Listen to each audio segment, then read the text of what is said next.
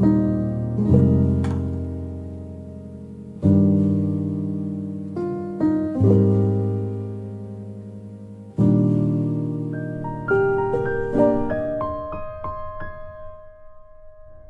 우리에게 주시는 하나님 말씀은 스바냐 3장 9절에서 20절 말씀입니다. 그때에 내가 여러 백성의 입술을 깨끗하게 하여 그들이 다 여호와의 이름을 부르며 한 가지로 나를 섬기게 하리니 내게 구하는 백성들 곧 내가 흩은 자의 딸이 구스강 건너편에서부터 예물을 가지고 와서 내게 바칠지라. 그날에 내가 내게 범죄한 모든 행위로 말미암아 수치를 당하지 아니할 것은 그때에 내가 내 가운데서 교만하여 자랑하는 자들을 제거하여 내가 나의 성산에서 다시는 교만하지 않게 할 것임이라. 내가 곤고하고 가난한 백성을 내 가운데에 남겨두리니 그들이 여호와의 이름을 의탁하여 보호를 받을지라. 이스라엘의 남은 자는 악을 행하지 아니하며 거짓을 말하지 아니하며 입에 거짓된 혀가 없으며 먹고 누울지라도 그들을 두렵게 할 자가 없으리라. 시온의 따라 노래할지어다. 이스라엘아 기쁘게 부를지어다. 예루살렘 따라 전심으로 기뻐하며 즐거워할지어다. 여호와가 내 형벌을 제거하였고 내 원수를 쫓아냈으며 이스라엘 왕 여호와가 내 가운데 계시니 내가 다시는 화를 당할까 두려워하지 아니할 것이라. 그날에 사람이 예루살렘에 이르기를 두려워하지 말라. 시온아 내 손을 늘어뜨리지 말라. 너희 하나님 여호와가 너희 가운데에 계시니 그는 구원을 베푸실 전능자이시라. 그가 너로 말미암아 기쁨을 이기지 못하시며 너를 잠잠히 사랑하시며 너로 말미암아 즐거이 부르며 기뻐하시리라 하리라. 내가 절기로 말미암아 근심하는 자들을 모으리니 그들은 내게 속한 자라. 그들에게 지워진 짐이 치욕이 되었느니라. 그때에 내가 너를 괴롭게 하는 자를 다 벌하고 저는 자를 구원하며 쫓겨난 자를 모으며 온 세상에서 수욕받는 자에게 칭찬과 명성을 얻게 하리라. 내가 그때에 너희를 이끌고 그때에 너희를 모을지라. 내가 너희 목전에서 너희의 사로잡힘을 돌이킬 때에 너희에게 천하 만민 가운데서 명성과 칭찬을 얻게 하리라. 여호와의 말이니라.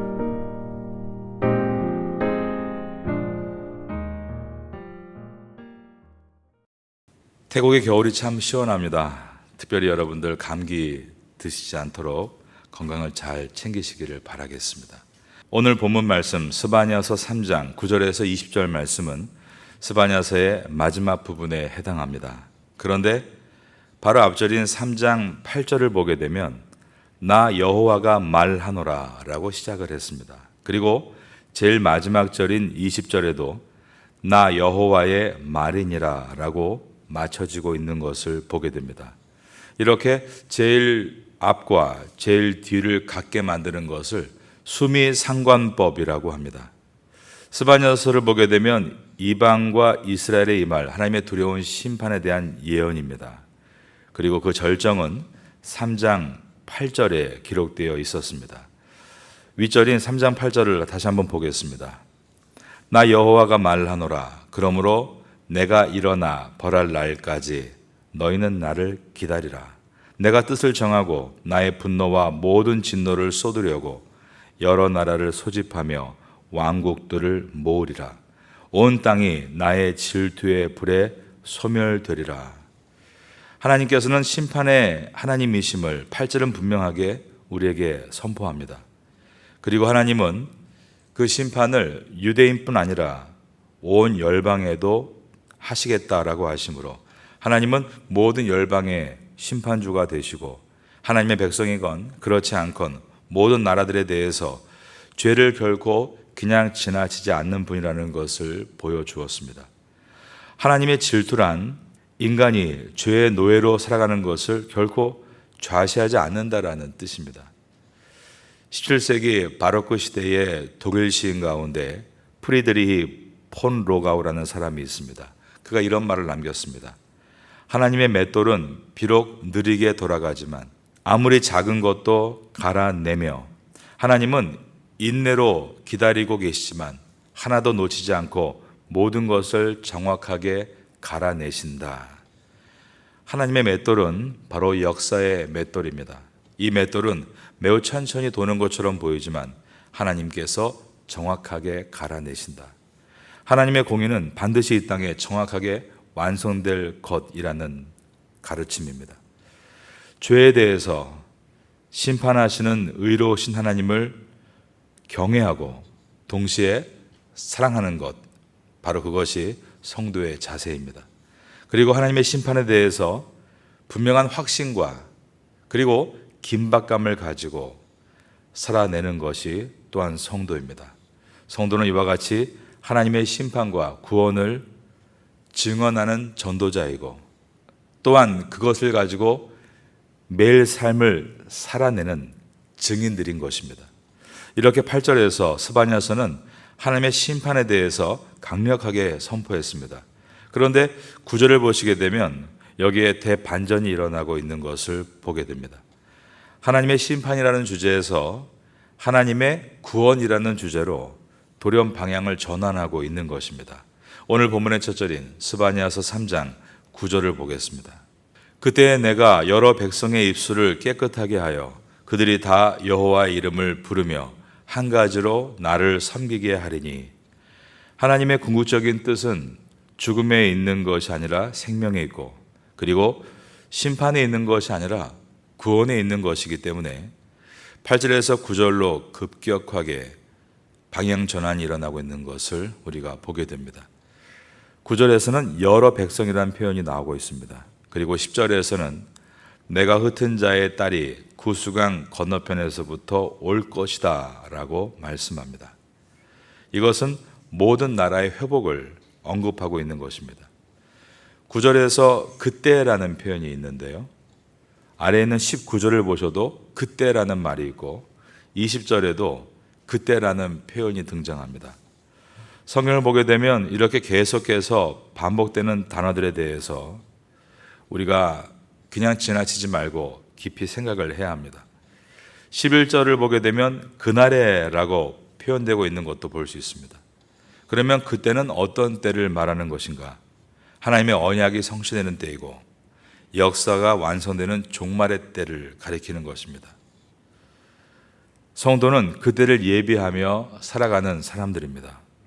여기에서 9절을 보게 되면 여러 백성의 입술을 깨끗하게 할 것이다. 그리고 다 여호와의 이름을 부르며 한 가지로 나를 섬기게 될 것이다 라고 말씀했고, 10절에서는 흩은 자들이 돌아오게 될 것이다 라고 했는데, 창세기에서 언제 언어의 혼돈이 벌어지고 백성이 흩어졌는가? 우리가 아는 것처럼 창세기 11장에서 바벨탑 사건을 통해 이 사람들이 교만해서 하늘에 닿고자 했을 때 언어가 혼란하게 되고 세상 전역으로 흩어졌습니다. 오늘 본문 말씀 3장 9절에서 10절의 말씀은 바로 그 창세기의 사건이 역전되는 사건으로 우리에게 소개됩니다. 바벨탑 사건을 통해 언어의 혼잡이 일어났는데 마지막 때 언어가 단일해질 것이고, 그리고 구수강 건너편에서부터도 사람이 올 것이다. 이것은 가장 먼 곳에 있는 이방인들도 돌아오게 될 것이다 라는 뜻으로서 모두가 하나가 되어 하나님께 예배할 것이다 라는 뜻입니다. 하나님의 지혜와 능력이 이 모든 것을 성취하게 되는 것이다. 바로 이것이 성경의 가르침이고 바로 이것이 인류의 역사입니다.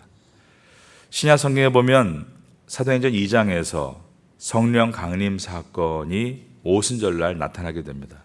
그때 어떤 일이 벌어졌는가? 사람들의 언어가 바뀌게 되죠. 그리고 서로 알아듣게끔 된 것입니다. 그리고 우리 주 예수 그리스도께서 화목제물로 헌신하심으로 말미암아 이 땅의 이방인과 그리고 유대인의 장벽이 무너지고 이방인이든 유대인이든 예수를 믿는 자는 모두 하나님의 족속이 되고 천국 시민이 되었습니다.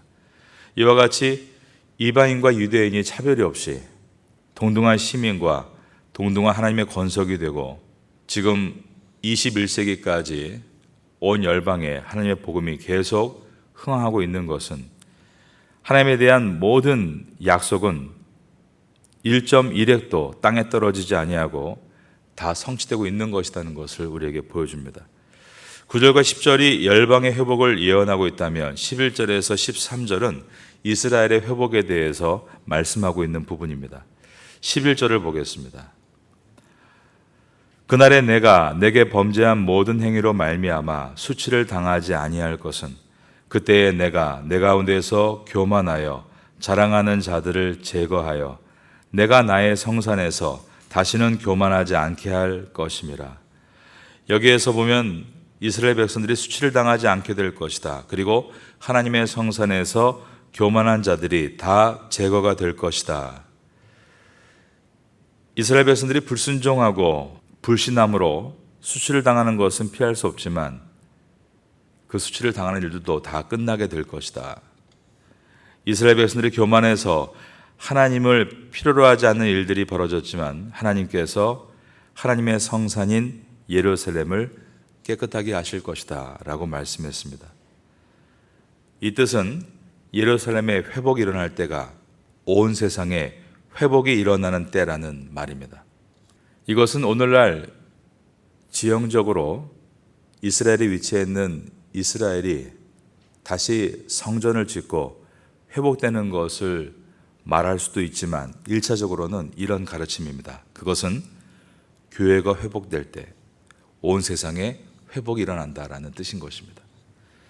교회 회복은 세상 회복의 전제가 되고 교회 회복은 우리 각자의 회복에서부터 시작된다는 것을 잊지 말아야 합니다. 개인의 회복은 단지 개인의 회복으로 끝나는 것이 아니라 그 공동체와 사회 회복으로 이어진다는 것입니다. 그리고 개인의 회복은 개인의 예배의 회복에서부터 시작이 됩니다. 이 자리에 계신 여러분의 삶의 예배가 회복될 수 있기를 예수님의 이름으로 축원합니다. 12절을 보겠습니다. 내가 곤고하고 가난한 백성을 내 가운데에 남겨두리니 그들이 여호와의 이름을 의탁하여 보호를 받을지라. 곤고하고 가난한 백성이라는 말은 경건한 사람을 뜻합니다. 그렇다면 누가 경건한 사람입니까? 여호와 하나님의 이름을 의탁하는 사람, 그 사람이 경건한 사람입니다. 여호와 하나님의 이름을 부를 뿐 아니라 여호와 하나님의 이름을 의탁하는 사람. 그러면 하나님께서 이름을 의탁하는 자를 구원하실 뿐 아니라 그들을 보호하신다라고 약속하셨습니다. 여호와 하나님의 이름을 의탁한다는 뜻이 무엇일까요? 그것은 삶을 전적으로 하나님께 맡긴다라는 뜻입니다. 이사야서 57장 13절에 이런 말씀이 있습니다. 나를 의뢰하는 자는 땅을 차지하겠고 나의 거룩한 산을 기업으로 얻으리라. 나를 의뢰하는 자가 땅을 차지하고 나의 거룩한 산을 기업으로 얻으리라. 하나님께 나를 완전히 맡길 때 하나님께서 우리에게 기회를 주시고 보호를 주신다라는 뜻입니다. 그뿐 아니라 여호와 하나님께 나를 완전히 맡기는 자는 여호와 하나님의 성품을 닮아가게 된다는 것을 우리가 기억해야 합니다. 여호와 하나님의 성품이 13절에 기록되어 있습니다. 이스라엘의 남은 자는 악을 행하지 아니하며 거짓을 말하지 아니하며 입에 거짓된 혀가 없으며 먹고 누울지라도 그들을 두렵게 할 자가 없으리라. 이 자리에 계신 여러분들은 이 땅에 이스라엘의 남은 자와 같이 하나님의 성품을 배우고 그 성품을 여러분 삶 가운데 확장시켜 나갈 수 있게 되기를 바라겠습니다. 우리는 참된 예배를 드려야 합니다. 우리의 몸만 예배당에 있다고 예배가 참된 예배가 되는 것은 아닙니다. 하나님께 드리는 참된 예배는 참된 생활로 이어져야 합니다. 그렇기 때문에 우리의 예배는 우리의 윤리와 밀접하게 연관되어 있습니다. 순결하게 예배를 드리면 그 다음에 순종하는 삶으로 이어진다는 것을 잊지 마시기 바랍니다. 그렇기 때문에 그리스도인의 윤리란 그리스도인의 열매다라고 말할 수 있겠습니다. 바르게 예배하면서 바르지 않는 삶을 살 수 없습니다. 하지만 현대 기독교, 특별히 한국 기독교가 예배가 뜨겁다고 말하면서 삶의 열매를 내지 못했던 모습을 우리가 고백하지 않을 수 없습니다. 여러분의 예배가 순결해질 수 있기를 바라고 그 순결한 예배가 꼭 순종의 삶으로 이어질 수 있기를 예수님의 이름으로 축원합니다. 14절을 보겠습니다. 시온에 따라 노래할지어다. 이스라엘아 기쁘게 부를지어다. 예루살렘 따라 전심으로 기뻐하며 즐거워할지어다. 그 당시 예루살렘이 어떤 지경에 있었습니까? 예루살렘은 우상숭배와 부도덕과 포악으로 더럽혀져 있었습니다. 그런데 다시 이 예루살렘이 시온의 딸로, 사랑받는 딸로 회복될 것이다 라고 말씀합니다.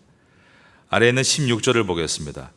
그날에 사람이 예루살렘에 이르기를 두려워하지 말라. 시온아 내 손을 늘어뜨리지 말라. 우리가 손을 늘어뜨리고 살 때가 있습니다. 어깨가 축 늘어져 살 때가 있는 것입니다. 낙심할 게 한두 개가 아니고 두려워할 것이 투성입니다. 고개를 떨구고 손을 늘어뜨리고 축 처진 어깨로 살 때가 있는 것입니다. 그런데 환경이 바뀌어서 어깨를 다시 들어올리는 것이 아닙니다. 예수님께서 십자가에 들림을 받았기 때문에 우리가 어깨를 세우고 다시 살아갈 수 있는 것입니다. 주님 안에서 참된 기쁨을 만날 수 있기 때문입니다. 내가 정말 거듭났다라는 증거가 무엇일까요? 그것은 기쁨이 바뀌는 것에 있습니다. 하나님께서 나의 생을 그리고 이 땅의 역사를 확고히 그리고 소중히 붙들고 계신다. 이것을 십자가를 통해서 깨달을 때 기쁨이 바뀝니다. 참된 기쁨을 만나게 되는 것입니다. 이 믿음에서부터 기쁨이 솟구치는 것입니다. 17절입니다. 스바냐서의 가장 잘 알려진 유명한 말씀이죠. 너의 하나님 여호와가 너의 가운데에 계시니 그는 구원을 베푸실 전능자이시라. 그가 너로 말미암아 기쁨을 이기지 못하시며 너를 잠잠히 사랑하시며 너로 말미암아 즐거이 부르며 기뻐하시리라 하리라.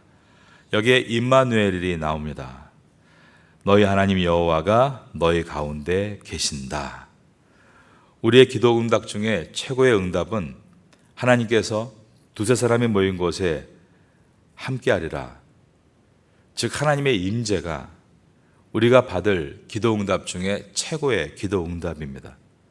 그리고 하나님께서 우리 가운데 계셔서 우리에게 구원을 베푸시는데 하나님의 구원은 두 가지의 통로를 통해서 옵니다. 하나는 하나님의 사랑이요, 하나는 하나님의 능력이다. 여기에 보니까 그는 구원을 베푸시는 전능자이시라라고 말씀했습니다. 사랑만 있거나 능력만 있다면 우리 문제가 해결되지 않습니다. 그런데 하나님께서 사랑의 하나님이시면서 동시에 능력의 하나님이시기 때문에 우리에게 구원을 베푸시며 그리고 우리로 말미암아 기쁨을 이기지 못하시고 즐거이 노래 부르는 하나님이시다라고 했습니다. 여러분, 어떤 세상의 거짓신들이 이렇게 그 피조물을 인해서 기쁨을 이기지 못하고 노래를 부른단 말입니까? 시온의 딸들아 기뻐할지어다 라고 우리의 기쁨을 촉구하신 하나님은 17절에서 돌연 나는 너희로 인하여서 기쁨을 이기지 못한다라고 하셨습니다. 하나님의 백성의 기쁨과 하나님의 기쁨이 만나고 있는 것입니다.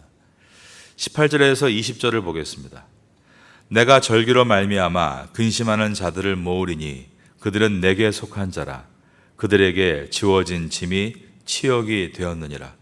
그때에 내가 너를 괴롭게 하는 자를 다 벌하고 저는 자를 구원하며 쫓겨난 자를 모으며 온 세상에서 수욕받는 자에게 칭찬과 명성을 얻게 하리라. 내가 그때에 너희를 이끌고 그때에 너희를 모을지라. 내가 너희 목전에서 너희의 사로잡힘을 돌이킬 때에 너희에게 천하 만민 가운데서 명성과 칭찬을 얻게 하리라. 여호와의 말이니라. 여러분, 성경에 나오는 예언은 단회적으로 성취가 끝나는 것이 아닙니다. 성경에 나오는 예언은 지속적으로 성취되면서 예수 그리스도의 재림 때 완전하게 성취가 되는 것입니다. 이 말씀이 스바냐서가 기록된 때로부터 잠시 미래였던 그들이 주전 586년에 포로로 바벨론에 끌려갔다가 다시 70년 후에 예루살렘으로 돌아오는 것으로 성취가 됩니다. 하지만 이 사건은 또한 과거에 있었던 엑소더스, 출애굽 사건과도 연결되어 있습니다.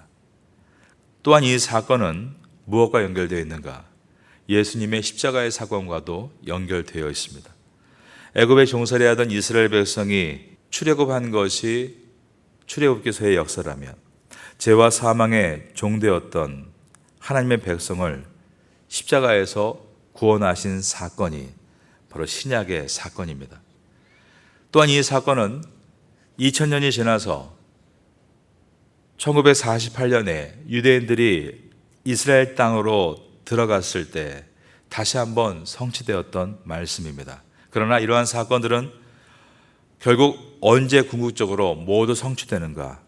우리 주 예수님께서 다시 재림하실 때 완전히 성취되는 것입니다.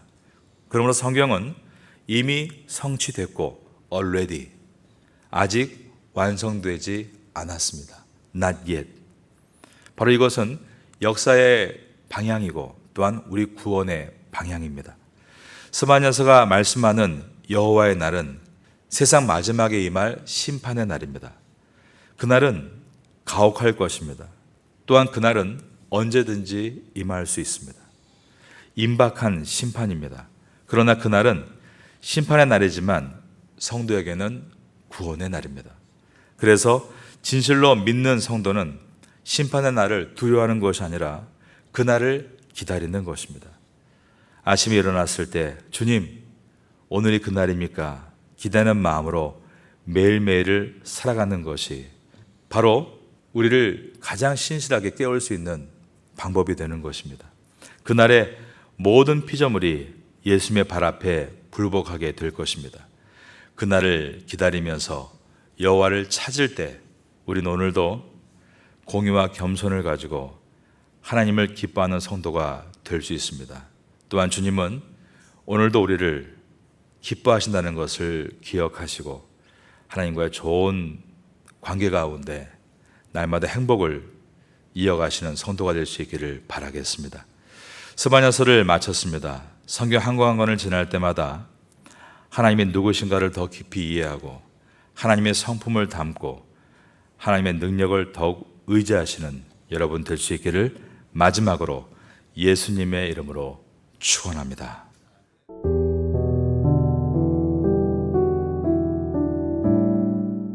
지금은 함께 기도하는 시간입니다.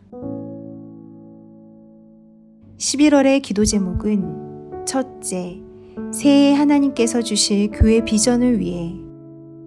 둘째, 새해 하나님께서 만들어 가실 각 부 및 각 팀 구성을 위해. 셋째, 새해 새롭게 시작하는 교회 학교와 태국 예배부와 장애인부를 위해. 넷째, 새해 하나님께서 인도하실 개인의 가정과 학업과 사업을 위해. 말씀을 붙잡고 기도하는 귀한 시간 되시기를 소망합니다.